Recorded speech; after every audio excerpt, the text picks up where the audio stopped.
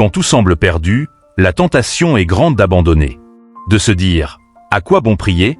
À quoi bon espérer ?» Mais laisse-moi te dire ceci, Dieu travaille souvent dans le silence.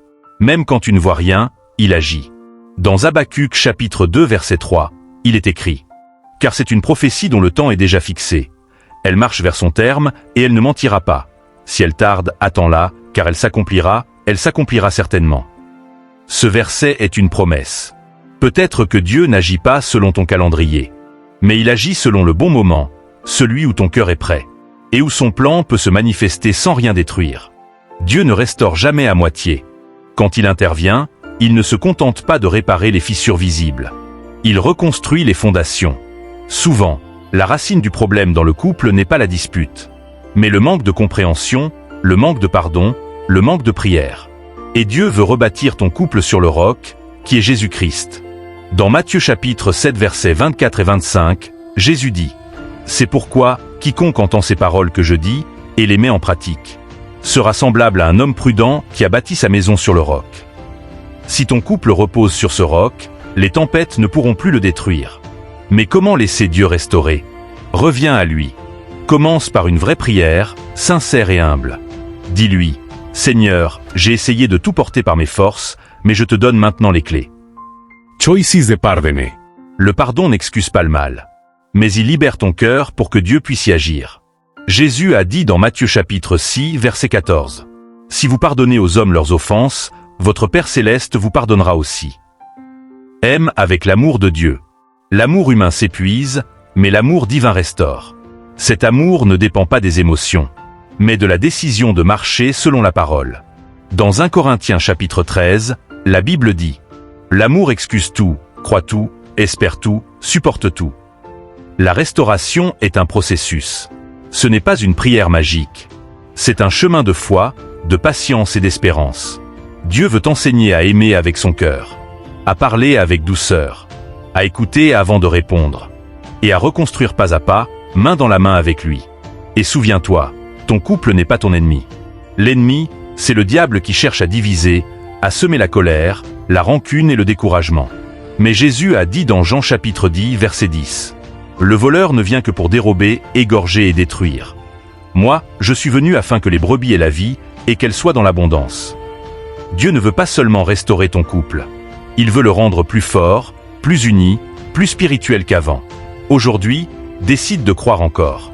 Même si tout semble perdu, choisis de dire « Seigneur, je crois que tu peux encore agir. » Et laisse Dieu écrire une nouvelle histoire.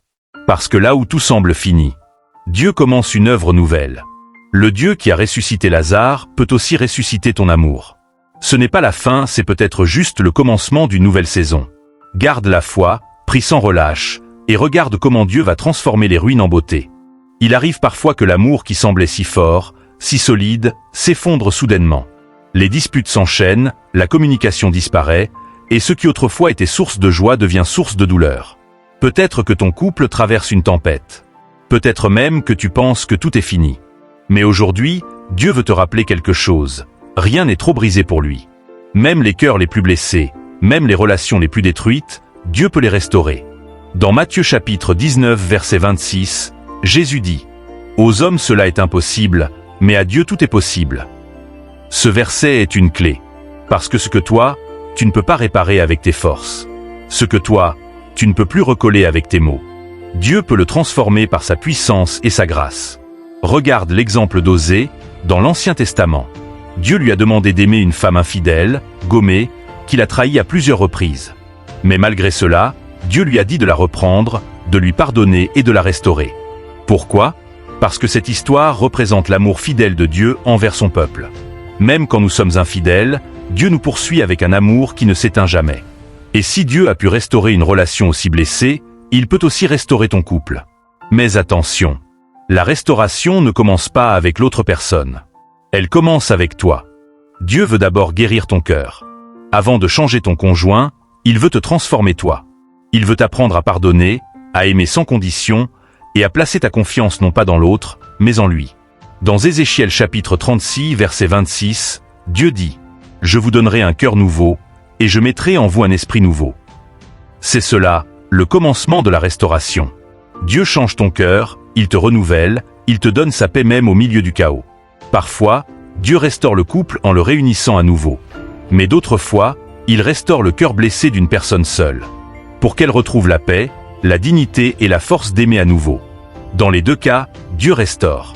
Car sa restauration n'est pas toujours de ramener les choses comme avant, mais de te conduire vers ce qu'il a prévu de meilleur pour toi. Ne perds pas espoir.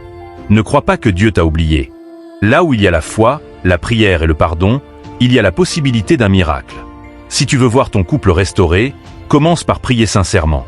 Senhor, gueres-nos coeus. Rends-nous capables d'aimer comme toi. Restaure ce que le péché et la douleur ont détruit.